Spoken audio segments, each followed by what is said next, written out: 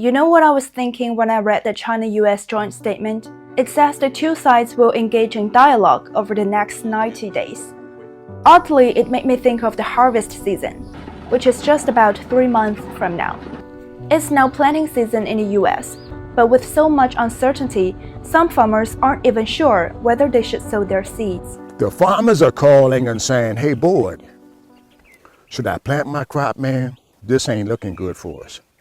Have you heard anything from anybody where we can get some emergency loans? And it's frustrating because the answer is no. It's been really difficult, especially with the stress on the market since the announcement of the tariffs. Any unsold soybeans that we have now will sell at a loss. Well, people often forget about the most down-to-earth thing, crops, when the spotlight is always on those high-end stuff. But don't forget, many people rely on selling crops too. Over 20% of the US agricultural production is sold overseas, and China has been one of its top 3 markets for years. But tariff uncertainty pushed China to diversify its food supply. In 2016, the US supplied over 40% of China's soybean imports. By 2024, that number has already dropped to 21%. Behind those numbers are countless sacrifices. During the 2018 trade war, US farmers lost over $27 billion in exports in just 2 years. Every time the president opens his mouth and says the word tariffs, the bottom plummets in the markets, which hurts farmers like me.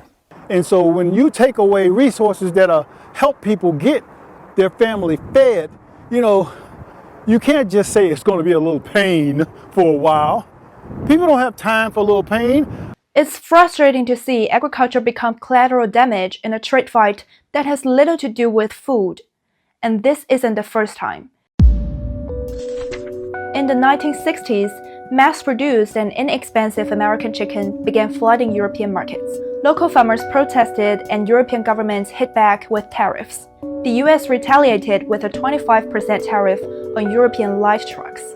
As a result, while automakers benefited from that tariff, US chicken exports plummeted. Farmers lost tens of millions in revenue. Some smaller farms shut down completely. From chicken tax to soybean tariffs, history feels like a cycle in repeat. And here we are again. While Washington debates tariffs, soybeans are quietly growing in the fields, and farmers are still hoping for a good harvest.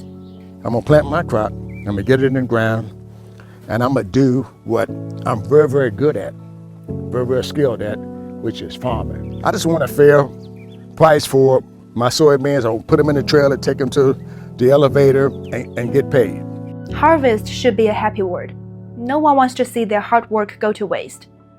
This time, can we break the cycle?